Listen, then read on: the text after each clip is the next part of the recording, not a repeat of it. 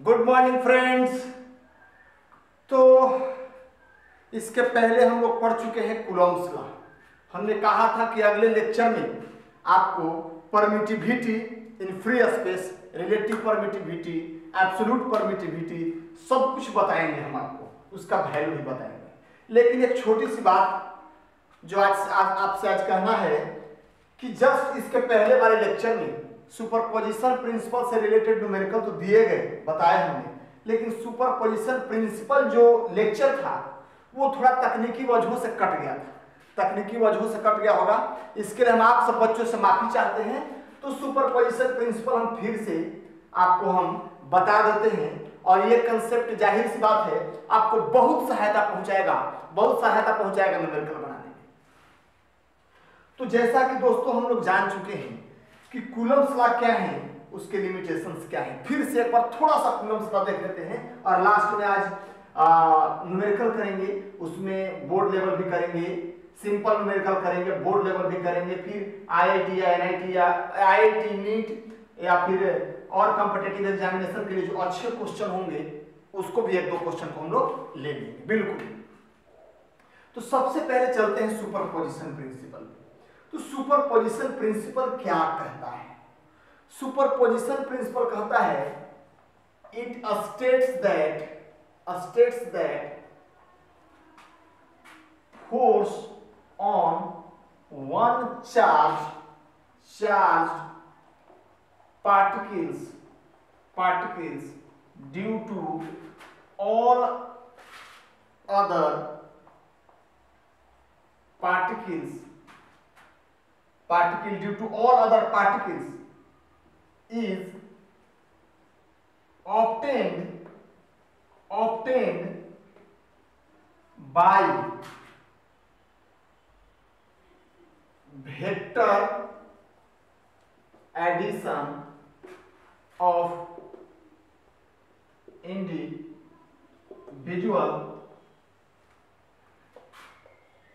forces of each charged particle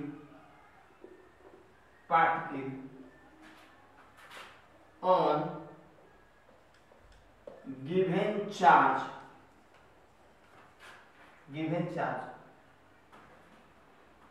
where presence of one never affect the individual forces. इसको समझने की जरूरत है, पहले इसको छाप ले, इसको समझने की जरूरत है। हाँ सर, पिछला बार लेक्चर में ये कट गया था तकनीकी वजहों से, चूंकि लॉकडाउन की वजह से थोड़ा सा परेशानी हो रही है, तकनीकी वजहों से ये सुपरपोजिशन प्रिंसिपल हम उसमें बनाए तो थे लेकिन कट गए। तो चलिए इसको हम लोग समझ लेते हैं, तो समझ लेते हैं क्या था सुपरपोजिशन प्रिंसिपल। देख लीजिए, कहता है दोस्तों मान लिया आपके पास यदि एक चार्ज है Q0। क्या चार्ज है? Q0।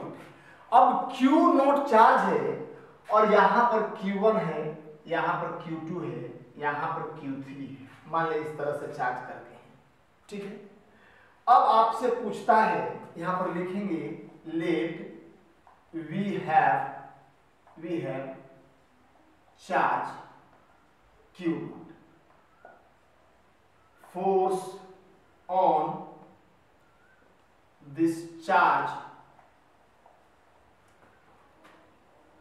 due to charges Q1, Q2, Q3 ... Qn whose position vector are R01, R02, R03 ... R0n, उनका पोजीशन वेक्टर n है, इज F नेट फोर्स है। अब देखते हैं, जरा देख लेते हैं कहता है कि इस चार्ज पे हमको बाकी सब चार्जों की वजह से नेट फोर्स निकालना है, नेट फोर्स निकालना है। तो इसके लिए हम लोग सुपरपोजिशन प्रिंसिपल का इस्तेमाल करेंगे। फिर से मान लें कि आपके पास एक चार्ज है Q और अगल बगल बहुत सारे चार्ज हैं। अब इन सारे चार्जेस की वजह से इस पर नेट फोर्स कितना लगेगा, इसको निकालने के लिए हम लोग सुपरपोजिशन प्रिंसिपल का इस्तेमाल करेंगे। अगर दिया हुआ है ये इसका पोजीशन वेक्टर इस तरह से, इसका पोजीशन वेक्टर इस तरह से, इसका पोजीशन वेक्टर इस तरह से, ये दिया हुआ है। उस तरह से एनवा का R0 एन है, ये दिया हुआ है। अब कहता है F net equal to, for F net we apply superposition principle, we apply superposition principle. इसके लिए सुपरपोजिशन प्रिंसिपल का इस्तेमाल करेंगे। सुपरपोजिशन प्रिंसिपल कहता है कि अगर एफ नेट आपको निकालना है, चूंकि फोर्स है वेक्टर क्वांटिटी, इसका मैग्नीट्यूड भी होगा और डायरेक्शन भी होगा। जब भी जोड़ेंगे इसको तो वेक्टर एडिशन मेथड से जोड़ेंगे। किससे जोड़ेंगे? वेक्टर एडिशन मेथड से जोड़ेंगे। तो वेक्टर एडिशन मेथड से जोड़ेंगे दोस्तों, तो देख लीजिए force on Q naught due to charge at 1, फिर force on Q2, force on Q naught due to charge at 2। इस तरह से करके दोस्तों इसको हम लोग जोड़ देंगे और ये एफ नेट निकलेगा, एफ नेट निकलेगा। इसको आप अलग तरीके से ऐसे भी लिख सकते हैं, इसको समेशन करके लिख सकते हैं, समेशन करके लिख सकते हैं दोस्तों। हमने बताया था लिमिटेशन में कि पॉइंट चार्जेस ही लगते हैं, सारे के सारे पॉइंट चार्जेस हैं, सब कुछ बताया था अच्छे से। अब जरा देख लीजिए, कोई कहे कि एफ नेट को क्या ऐसे लिख सकते हैं, क्या ऐसे लिख सकते हैं, F0 K और K इक्वल टू 1 से लेके n तक। हाँ बिल्कुल लिख सकते हैं। इसी चीज को हम लोग कंडेंस करके छोटा करके ऐसे लिख दिए। और यदि एक्सप्लेन करें तो हम लोग लिख सकते हैं F01 equal to K Q naught Q1 बटा R01 का स्क्वायर और R01 का यूनिट वेक्टर कर देंगे। ये वेक्टर फॉर्म हो गया कि इस पर इसके वजह से कितना फोर्स लग रहा है। ठीक है, अब हम लोग को इंडिविजुअली सबका निकाल लेना है। ऐसा नहीं है कि इन दोनों के बीच जो फोर्स लग रहा है इसके वजह से प्रभावित नहीं होगा।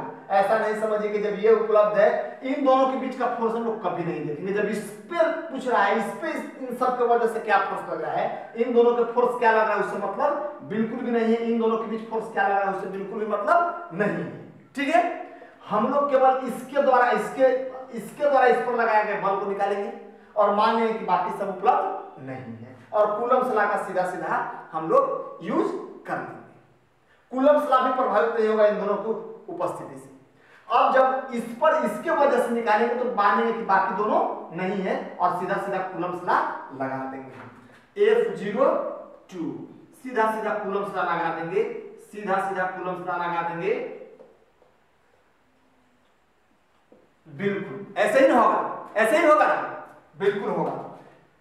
F03 अगर आपने वेक्टर का अच्छे से पढ़ाई नहीं किया है, R03 का होल स्क्वायर, R03 ये यूनिट वेक्टर है, गुना करने से डायरेक्शन हो जाता है 03 R03 के अलोंग, लेकिन मैग्नीट्यूड पर कोई प्रभाव नहीं पड़ता। R03 के अलोंग ही क्यों? क्योंकि कूलम्स लॉ में बताए थे कि जो लाइन दोनों को ज्वाइन करता है उसी लाइन पर कहीं ना कहीं फोर्स लगता है, या रिपेल करेगा या अट्रैक्ट करेगा उसी लाइन पे जो दोनों चार्ज को ज्वाइन करेगा। अच्छा, तो क्या इसको आगे हम लोग इस तरह से लिख सकते हैं? क्या आगे हम लोग इसको इस तरह से लिख सकते हैं? अगर वही F0n निकालना होता तो क्या K Q0 Qn bye R0n का होल स्क्वायर और R0n पर वेक्टर डालते? बिल्कुल डालते। अब जब F नेट निकालना है तो हम लोग K को बाहर कर देंगे, Q0 को बाहर कर देंगे और इस तरह से करेंगे K इक्वल टू 0 से लेकर के ये k है ना, तो k इक्वल टू 0 से लेकर के छोटा k, इसको हम मान लेते हैं, इसको मान लेते हैं छोटा k इक्वल टू 0 से लेकर के n तक, और यहां पर लिखेंगे हम लोग,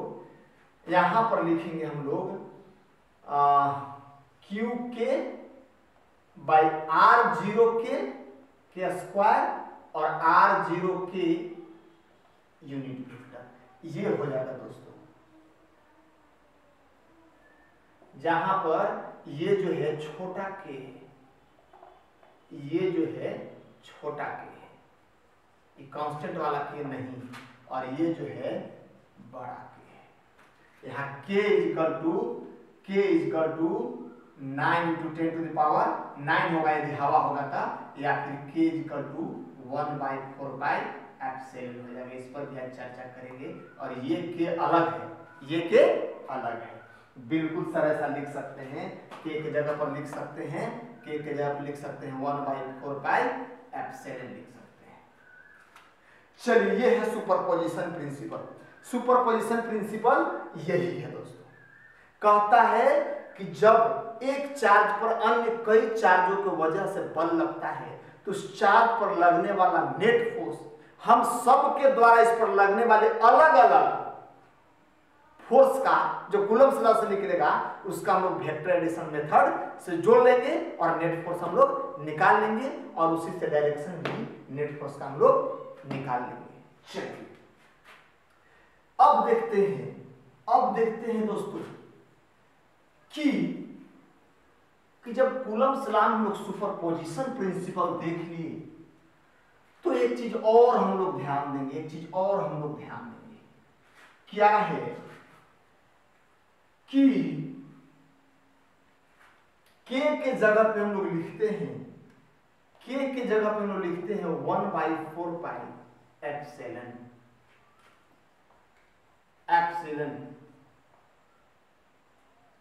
एप्सिलॉन कुछ ऐसा ही करके है, तो हम लोग k equal to 1/4 pi epsilon लिखते हैं। एप्सिलॉन को क्या कहते हैं दोस्तों, देख लीजिए, यहां पर जैसे हम लोग लिखे F equal to k q1 q2 by r square, f r square by q1 into q2 equal to k हो गया। तो k को हम लोग k ही मान लेते, k के जगह पर 1/4 पाई एप्सिलॉन लिखने की क्या जरूरत थी? हाँ, यहाँ एक क्वेश्चन आता है, 1/4 पाई एप्सिलॉन लिखने की क्या जरूरत थी? हम लोग k ही मान लिए थे, कांस्टेंट k ही लिखते हैं, कांस्टेंट की जगह पर ये क्यों लिखे? सबसे पहला बात तो कि 1/4 पाई लिखने के पीछे यहाँ पर लॉजिक है, जो हम लोग पढ़ेंगे गॉस लॉ में आगे। लॉजिक है कि चार्ज जो होता है वो जो इलेक्ट्रिक लाइन्स ऑफ फोर्सेस निकालता है, हम लोग गॉस लॉ में पढ़ेंगे, q in by epsilon is equal to E dot ds। तो यहां पर हम लोग देखेंगे कि स्फीयर का सरफेस एरिया हो जाता है 4 पाई r स्क्वायर। होता है कि नहीं होता है? ये गॉस लॉ है, भी आपको जानना नहीं, आगे जानना है, जस्ट हम आगे आपको बताएंगे, अगले लेक्चर में आपको मिलेगा। इसके जस्ट बाद नहीं, कुछ लेक्चर के बाद आपको मिलेंगे। तो इसको आसानी से ये कट जाए और सॉल्यूशन आसान हो जाए, इसके लिए जो k का वैल्यू आया, मान लिया k का वैल्यू आया 9 into 10 to the power 9 newton metre square per coulomb square, इसके जगह पे हम लोग k का वैल्यू आया, k के जगह पर 1/4 पाई एप्सिलॉन लिख दिए। अब जब लिख दिए तो 1/4 पाई का तो मतलब हम लोग को पता है 1/4, पाई की जगह पर 22/7, और यहां पर लिखेंगे एप्सिलॉन। तो कहता है कि 9 इंटू 10 टू द पावर 9 है, ठीक है। इसको लेकर के हम लोग इधर चल जाएंगे, 9 इंटू 7 9 इंटू 88 होगा कि नहीं होगा, into 10 to the power 9 by 7 is equal to 1 by epsilon. अब जरा देखिए तो अब जरा देखिए तो 7/9 into 88 into 10⁹9 is equal to epsilon. कहता है कि जब हम लोग लिखते हैं F is equal to K Q1 Q2 by R square और K के जगह पर 1/4 पाई एप्सिलॉन डालते हैं। 4 पाई क्यों डालते हैं इसकी चर्चा हम लोग करते हैं, लेकिन इसको K के बराबर मान लिया जाता है। 4 पाई डालने से कैलकुलेट करना या डेरिव करना आसान हो जाता है, सिमेट्री की वजह से ये कटते हैं। इसकी चर्चा हम लोग करेंगे आगे। लेकिन ये एप्सिलॉन क्या है? हाँ, ये एप्सिलॉन ही तो है। हमने आपको क्या बताया था? हमने आपको बताया था कि चार्ज उतना ही हो, दूरी उतना ही रहे, और बीच वाले अगर मीडियम को हम लोग बीच वाले मीडियम में अगर कोई चीज डालते हैं तो इस मीडियम के नेचर के अनुसार फोर्स चेंज होता है, जबकि ये हम लोग कांस्टेंट बनाए हुए हैं। तो अगर F चेंज हो रहा है इसका मतलब कि एप्सिलॉन चेंज हो रहा है, क्योंकि 1/4 पाई तो कांस्टेंट है, वो तो चेंज नहीं होगा। हाँ सर, बिल्कुल नहीं होगा, उसका वैल्यू तो सबको पता है। तो एप्सिलॉन चेंज होगा। तो एप्सिलॉन जो है वस्तु के नेचर पर डिपेंड करता है, और जिसका एप्सिलॉन जितना ज्यादा होगा उसमें फोर्स उतना ही वीक हो जाएगी। तब यहां पर हम लोग निकाल करके जब देखेंगे, हवा में जो एप्सिलॉन का वैल्यू होता है, ये हवा वाला है, इसको एप्सिलॉन नॉट कहते हैं। मतलब नहीं है, यहाँ पर कोई मीडियम नहीं है। हवा है या फिर वैक्यूम है, यहाँ पर कोई मीडियम नहीं है। तो इसका हो जाता है लगभग हो जाता है 8.85 इंटू 10⁻⁻12। और ऐसा यूनिट क्या हो जाएगा दोस्तों? ऐसा यूनिट क्या हो जाएगा तो देख लीजिए, 1/4 पाई का तो कोई ऐसा यूनिट नहीं होगा। तो इसका SI यूनिट के जस्ट उल्टा होगा इसका SI यूनिट। SI यूनिट हो जाएगा तो इसको क्या लिखेंगे? इसको लिखेंगे coulomb square per newton metre square. इसको ये लिखेंगे SI यूनिट। इसको ये SI यूनिट हम लोग लिखेंगे। अच्छा, दूसरी चीज हम लोग ध्यान देंगे, ये हवा का है, अलग अलग मीडियम का अलग अलग होगा, हवा या वैक्यूम का है, इतना लिखेंगे। इसका डायमेंशन फार्मूला हम लोग उल्टा कर देंगे, आराम से आ जाएगा। डायमेंशन फार्मूला क्या होगा? डायमेंशन फार्मूला देख लीजिए, A square T square coulomb होगा, और इसका हो जाएगा MLT इस तरह से A स्क्वायर। अच्छा, अब जब ये ऊपर जाएगा तो T के पावर 4। अच्छा, L ये हो जाएगा, और M भी ये हो जाएगा। इस तरह से ज्यादा बेहतर होता है ऐसे लिखना, ऐसे हम लोग लिख देंगे। ये हो जाएगा डायमेंशनल फार्मूला। समझ में आ रहा है कि नहीं आ रहा है? ये होगा डायमेंशनल फार्मूला। अब थोड़ा इसका और मीनिंग हम लोग चलते हैं, आगे बढ़ते हैं, और इसके मीनिंग पर हम लोग चलेंगे। देख लीजिए दोस्तों, कहता है कि दो चार्ज है Q1 और ये Q2, दोनों के बीच में मीडियम है। अब कहता है कि दूरी R है जो समय के साथ चेंज नहीं हो रहा है, और चार्ज भी समय के साथ चेंज नहीं हो रहा है। अब जरा देखिए, ध्यान दीजिए, F is equal to 1/4 pi epsilon Q1 Q2 by R square. हमने बताया कि जब आप चार्ज नहीं चेंज कर रहे हैं, दोनों चार्ज का प्रोडक्ट चेंज नहीं हो रहा है, दूरी चेंज नहीं हो रहा है, बीच वाले मीडियम को चेंज करने से अगर F चेंज हो रहा है, इसका मतलब कि एप्सिलॉन चेंज हो रहा है, क्योंकि 1/4 पाई चेंज नहीं होगा। तो epsilon depends upon the medium of intervening medium पे चेंज डिपेंड करता है। क्या डिपेंड करता है? इंटरवेनिंग मीडियम पे। एप्सिलॉन को क्या कहते हैं?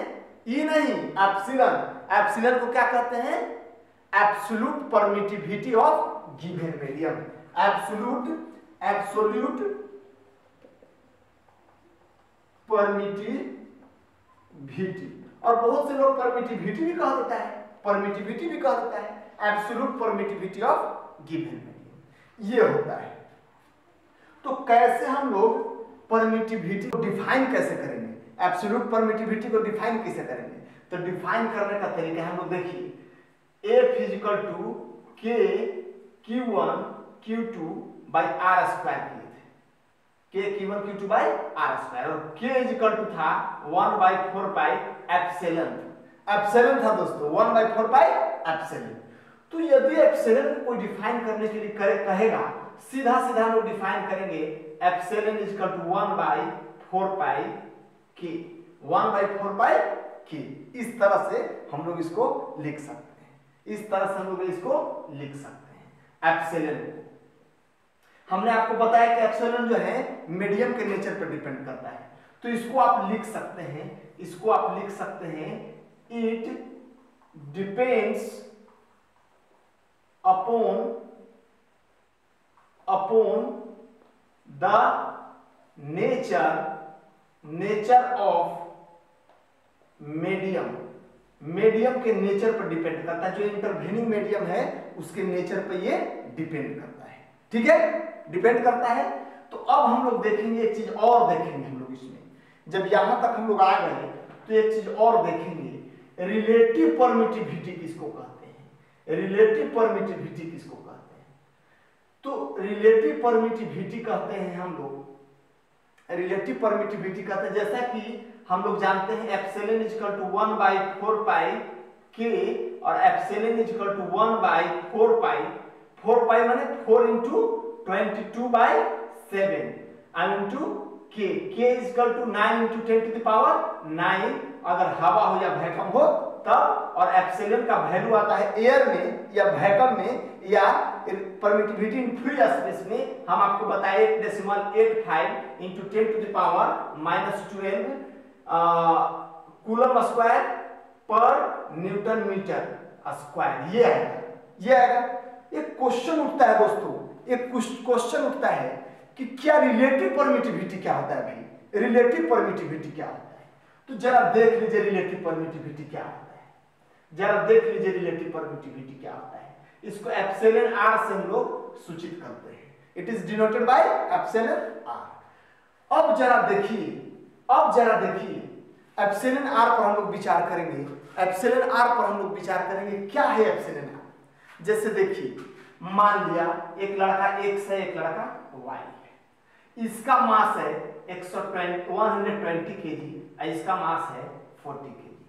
अब कहता है कि mass of X with respect to Y, mass of X with respect to Y, तो ये आपका लिखेंगे, जिसके रिस्पेक्ट में निकालना हो उसको नीचे लिखेंगे 40, और जिसका निकालना है रिलेटिव उसको ऊपर लिखेंगे, केजी से केजी कैंसिल हो जाएगा, और ये हो जाएगा relative mass of x with respect to y is equal to 3 हो जाएगा। इसका कोई ऐसा यूनिट नहीं होगा, ये एक प्योर नंबर हो जाएगा, ये एक प्योर नंबर हो जाएगा। बिल्कुल उसी तरह से जब रिलेटिव परमिटिविटी किसी भी मीडियम का निकालते हैं तो उसका एब्सोल्यूट परमिटिविटी ऊपर लिखते हैं और नीचे लिखते हैं permittivity in free space, permittivity in free space.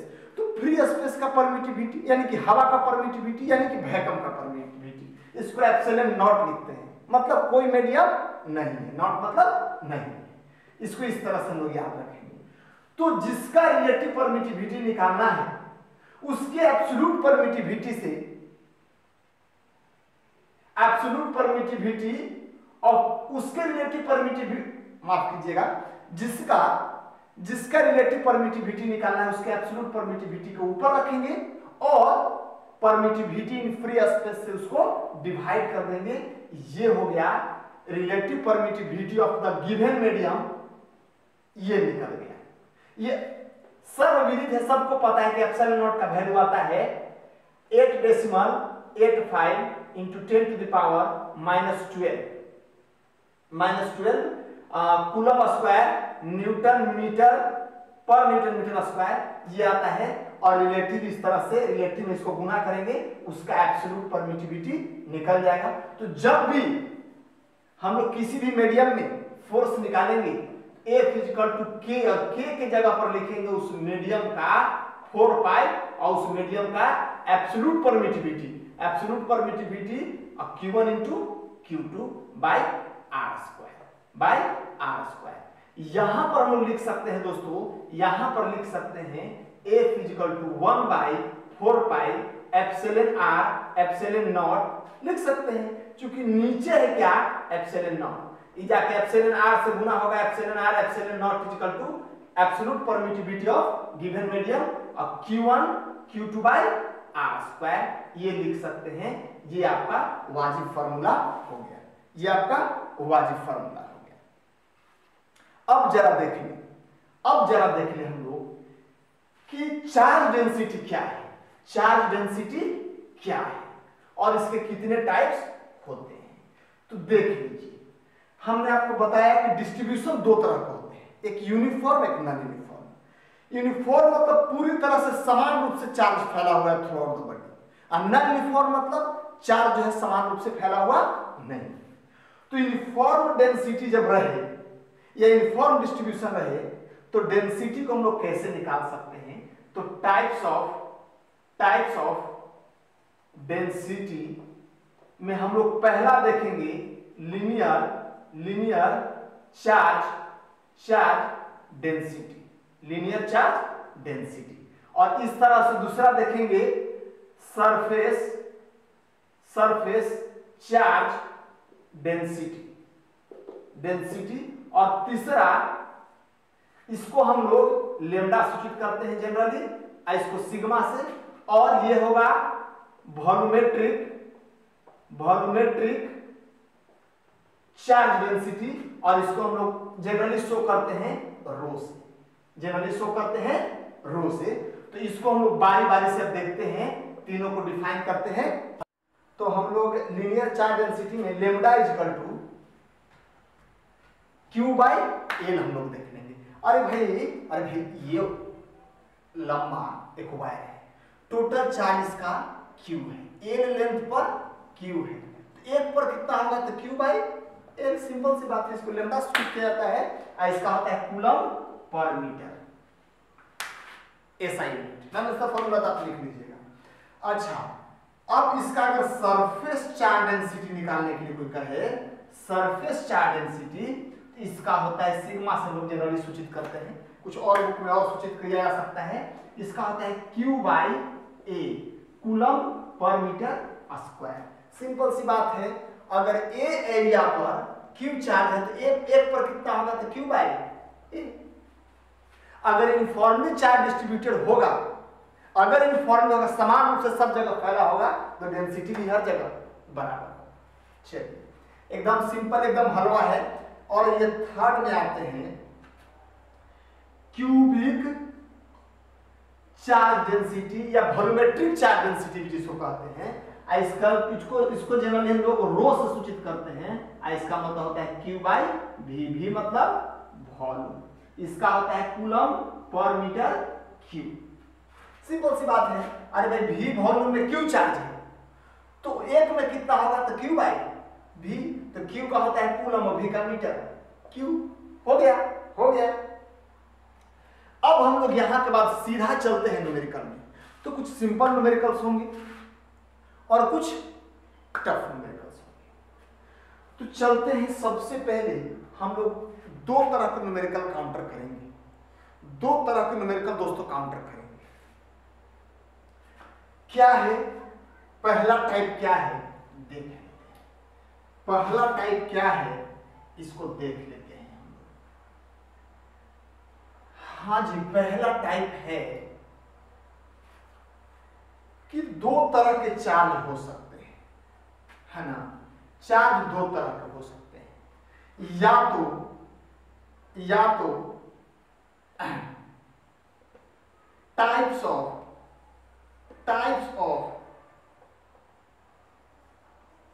Charge distribution,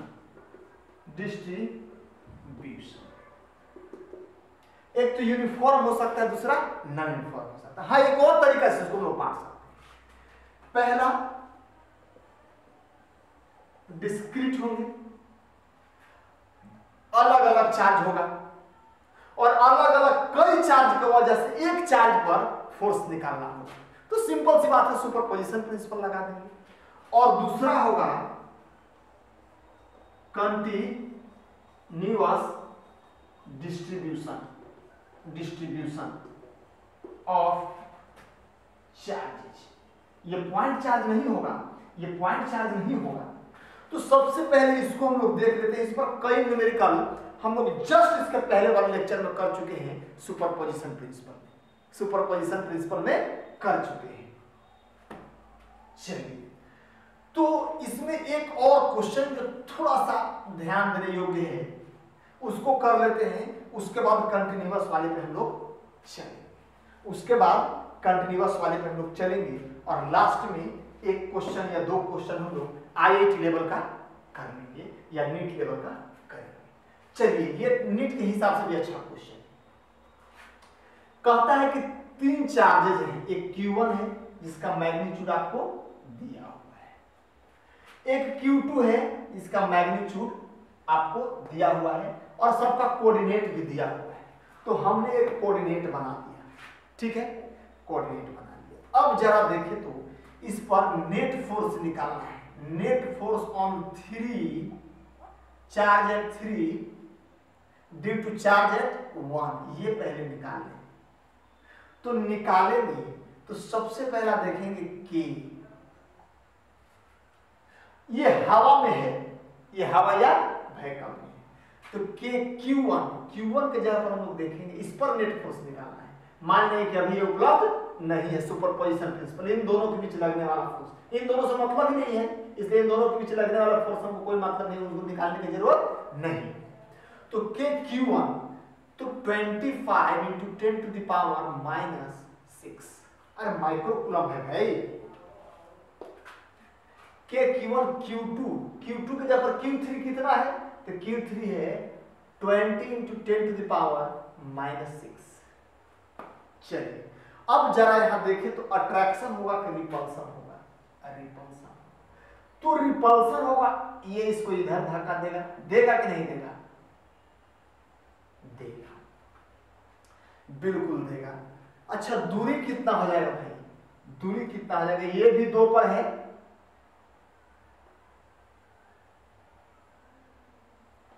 ये भी 2 पर है, और ये भी इधर 2 पर ही है। तो हो जाएगा ये 2 और ये भी 2, तो 4 का, अब देखेंगे 2 का स्क्वायर प्लस 2 का स्क्वायर, हाँ जी पाइथागोरस थ्योरम लगा देंगे, 4 + 4 8 हो जाएगा, √8 तो 2√2 हो जाएगा, 2√2 मीटर हो जाएगा। सब कुछ मीटर में दिया हुआ है।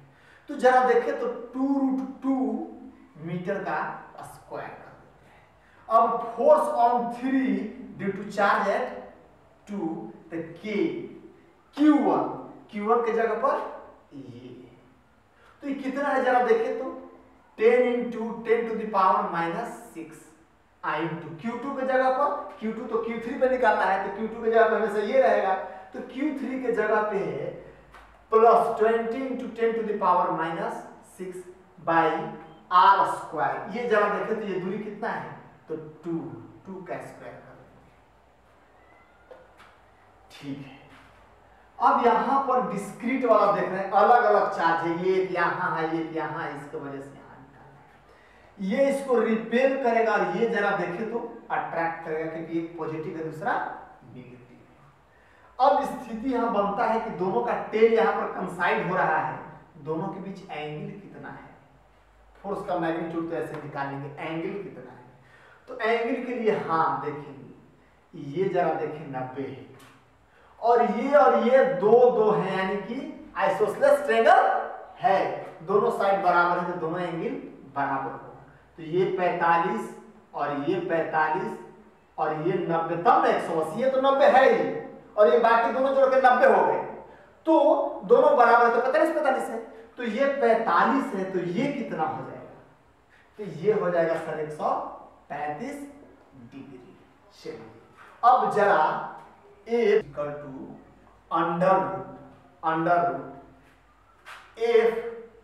√f31 का स्क्वायर प्लस f32 का स्क्वायर प्लस 2f31 f32 और cos 135 डिग्री, ये हम लोग कर लेंगे, ये हम लोग कर लेंगे, निकाल लेंगे, इस तरह से करते। अगर k के फॉर्म में छोड़ दिए होते, k के फॉर्म में छोड़ दिए होते तो मामला ज्यादा आसान हो गया होता, मामला ज्यादा आसान हो गया होता। कैसे? k q1 25 है ना, f31 यहां पर 25 है, तो 25 गुने 3 वाला, तो 3 वाला 25 गुने 20 अब गुने 10 के power -12 by R square, 31 R square, तो आर स्क्वायर की जगह पे 8। चलिए, तो ये था। अब इसका यदि स्क्वायर हम लोग कर रहे थे, मेरा मतलब के स्क्वायर इंटू 25 दूनी 50, 500 का स्क्वायर, और ऐसे कर दीजिए 500 के गुने 10 के पावर -12 बाई 8 का स्क्वायर इजिकल टू 25। तो 25 पे हम लोग 4 जीरो देंगे इंटू के square into 10 to the power -24 by 64। तो इसको हम लोग लिख सकते हैं, क्या लिख सकते हैं? देख लीजिए, इसको हम लोग लिख सकते हैं, इसको हम लोग लिख सकते हैं, इसको हम लोग लिख सकते हैं, इतना हो गया, इतना हो गया। चलिए, इसके बाद हम लोग चलते हैं। अब दूसरे वाले को जरा देख लेते हैं, f31 है। अब दूसरे वाले को जरा देख लेते हैं, इसका भी स्क्वायर करेंगे, f32। तो f32 कितना आ जाएगा? के q1 के जगह पर कितना? q1 के जगह पर q2, यानी कि 10 गुने 10, और वो कितना है? q2 जगह पर ये है, यानी कि q3 गुने 20 और गुने 10 के पावर -12 के q1 q2 by R square, यानी कि 2 के स्क्वायर यानी कि 4। अब जरा इनको काट के हम लोग देख लें। +2 25 गुने 10 के पावर 4 के स्क्वायर इंटू 10 के पावर, इसको 4 को एक ही बार करते हैं 10 के पावर 20 इंटू के स्क्वायर इंटू 10 के पावर -20 अब बाई 64। 2a और b के जगह पर 2ab, और b के जगह पर लिखेंगे, b के जगह पर लिखेंगे 200, तो 200 का स्क्वायर यानी कि 200 का स्क्वायर, तो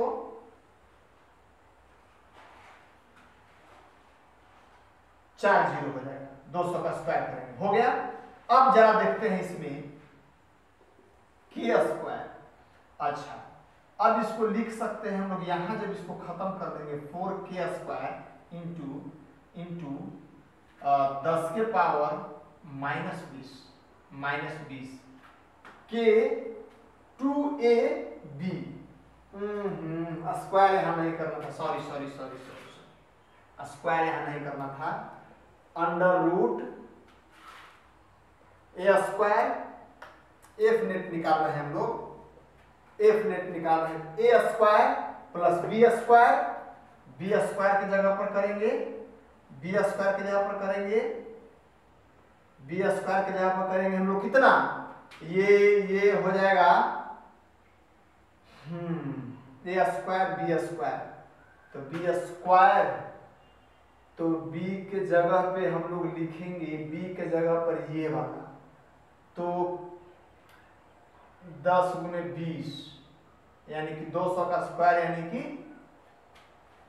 इतना गुने 10 के पावर 4 इंटू के स्क्वायर इंटू 10 के पावर -24 और बाई 4, और +2a, a के जगह पर लिखेंगे, a के जगह पे आप लिख सकते हैं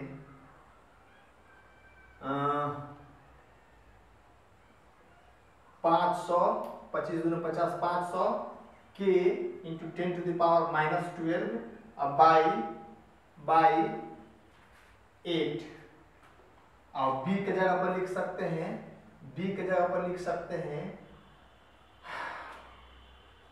या ये दोनों का, तो b के जगह पे लिख सकते हैं आप Q2 Q3, तो 200 K इंटू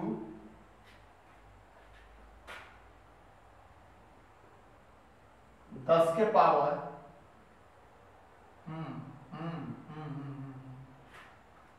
10 के पावर -12 आप बटे 4 लिख सकते हैं, इतना लिख सकते हैं। तो इसका स्क्वायर न था तो 8 का स्क्वायर 64, इसका square 100।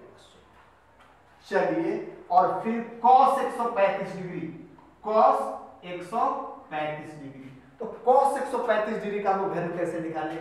cos 90 degree plus 45 degree, यानी कि cos सेकेंड क्वाड्रेंट में नेगेटिव, sin 45 डिग्री यानी कि -1/√2। तो यहाँ पर लिखेंगे -1/√2, √2 से √2 कैंसिल, √2 हो जाएगा।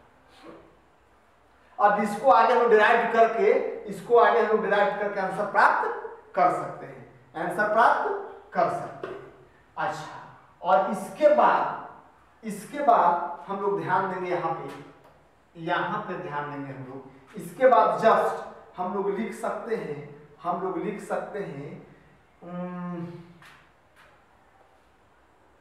एफ नेट के स्क्वायर इक्वल टू 25, 10 के पावर 4 और ये 10 के पावर -24, यानी कि 10 के पावर -20 के स्क्वायर और बाई 64 और प्लस इसको हम लोग काट सकते हैं, छोड़ दीजिए, काटिए मत, क्योंकि एलसीएम लेना ज्यादा आसान हो जाएगा।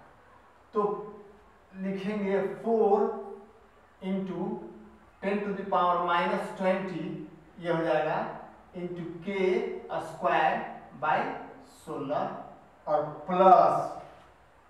प्लस और चौके 32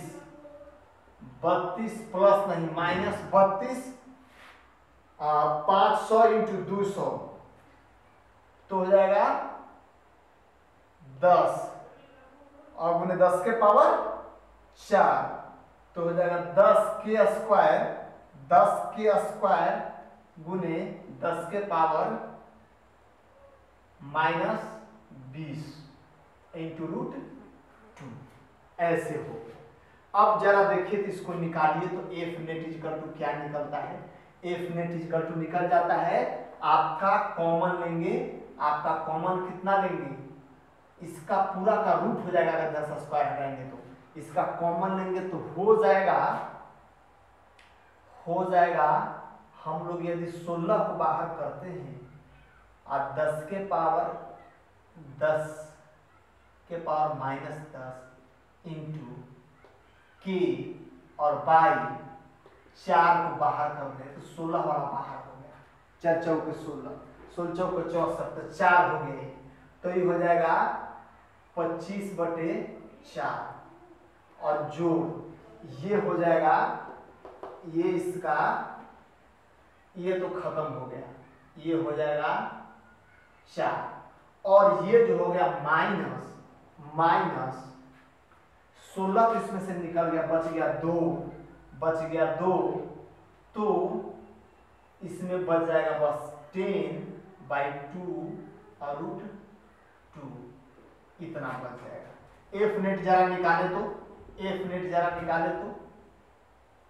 ये हो जाएगा 9 इंटू 10⁻9 और ये है 10⁻10 -1/4, ये हो गया। देख लीजिए अगला क्वेश्चन क्या है। मान लिया आपके पास एक एल लेंथ का रॉड है और यूनिफॉर्मली चार्ज डिस्ट्रीब्यूटेड है। अब यदि यूनिफॉर्मली चार्ज डिस्ट्रीब्यूटेड है इस पे, तो इसका चार्ज डेंसिटी क्या हो जाएगा? तो लेमडा इक्वल टू Q/L हो जाएगा। हाँ जी होगा, अभी तो बताएं सब हो जाएगा। चार्ज Q है, इसका टोटल लंबाई L है, इसके एक छोर पे P पॉइंट पर एक चार्ज Q है, पॉइंट चार्ज Q है, तो इस Q पर लगने वाला टोटल फोर्स कितना होगा? सर ये पॉइंट चार्ज नहीं है सर, कूलम्ब्स लॉ नहीं लगेंगे। हाँ जी, हमने कहा था कि चार्ज डिस्ट्रीब्यूशन दो तरह के होते हैं। इसके पहले जो डिस्क्रीट बताए, एक पार्टिकल पर अन्य अलग अलग पार्टिकल की वजह से सुपरपोजिशन प्रिंसिपल हम लोग लगाएंगे। यहां पर क्या करना होगा सर? यहां पर क्या करेंगे हम लोग? इसको बहुत छोटा भाग में, इसको हम लोग कंटिन्यूअस डिस्ट्रीब्यूशन कहते हैं। क्या कहते हैं? Continuous distribution. और इसको हम लोग इंटीग्रेशन मेथड से बनाते हैं सर, इंटीग्रेशन मेथड से बनाते हैं। हाँ जी, अगर ये किसी ज्योमेट्रिकल फिगर को फॉलो करता है, किसी खास फॉर्मूले को फॉलो करता है, मेरा मतलब इंटीग्रेटेबल है और कंटिन्यूअस चार्ज डिस्ट्रीब्यूशन है, तो फिर इंटीग्रेशन मेथड से इसको हम लोग बनाएंगे। क्या करेंगे देख लेते हैं।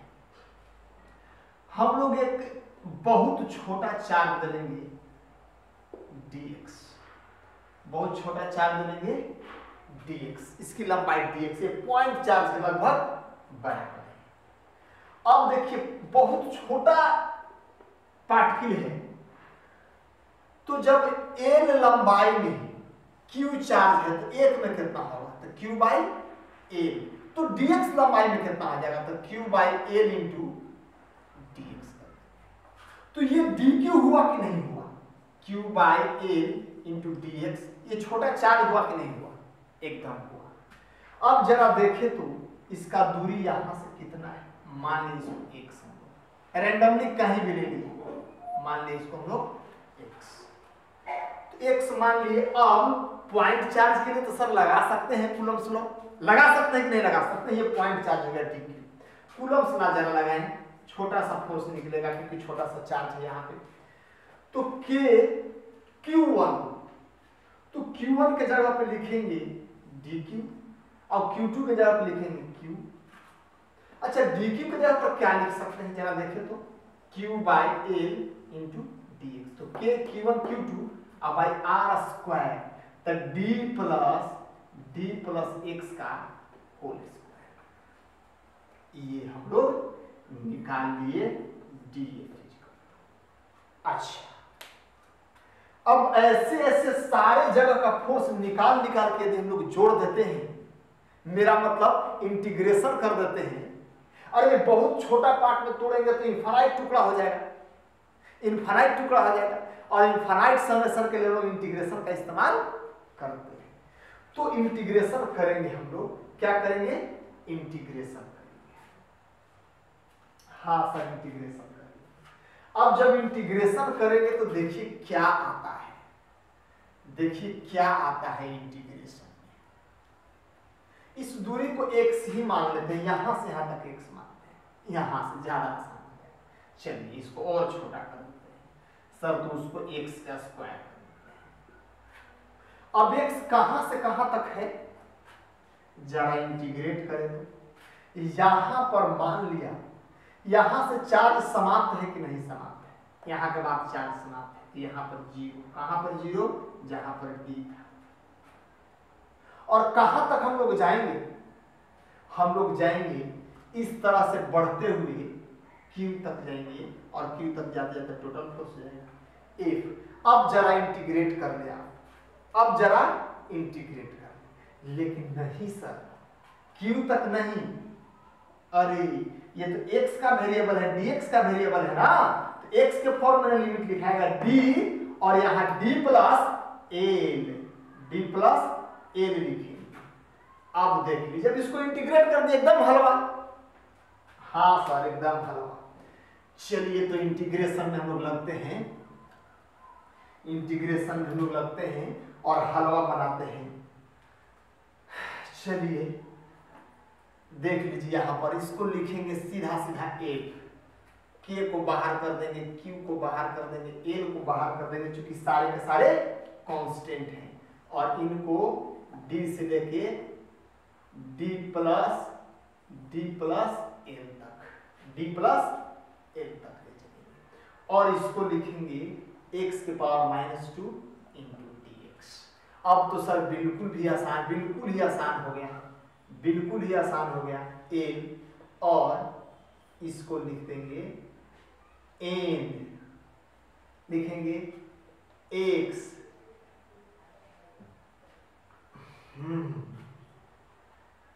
nx n-1। अरे अब इसको हम लोग लिख सकते हैं, इंटीग्रेट करते हैं तो क्या करते हैं, इंटीग्रेट करते हैं तो पावर एक जोड़ देते हैं, x के पावर माफ कीजिएगा -2 + 1 -2 + 1, इसको d + a। बिल्कुल ऐसा करते हैं। ऐसा कभी कभी गड़बड़ हो जाती है, चलिए यहां के बाद हम लोग देख ले जरा k क्यू और x के पावर -1 और नीचे वाला d + a और यहां पर d और k/l। अब जरा देखें तो इसको लिख सकते हैं 1/d + a और माइनस, इस माइनस को तो बाहर कर दिए, -1/d। हाँ सर बिल्कुल लिख सकते हैं, a = -kq/l और यहाँ पर लिखेंगे d - d + l और d × d + a लिख सकते हैं। कंटिन्यूअस डिस्ट्रीब्यूशन के साथ इंटीग्रेशन करेंगे तो f =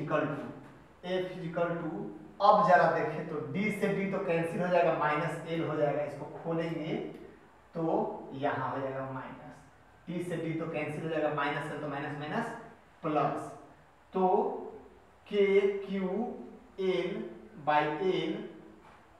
× d + a, l से l कैंसिल हो जाएगा, f kq/d², या ऐसे ही लिख सकते हैं d × d + a। चलिए ये हो गया टोटल फोर्स हो गया। क्योंकि समय थोड़ा सा ज्यादा हो गया है, देखते हैं अगले लेक्चर में कुछ न्यूमेरिकल यदि हम आपको दे पाते हैं तो अगले लेक्चर में कुछ मैं न्यूमेरिकल आपको दूंगा। तो तब तक के लिए stay at home, stay healthy, that's all, thank you.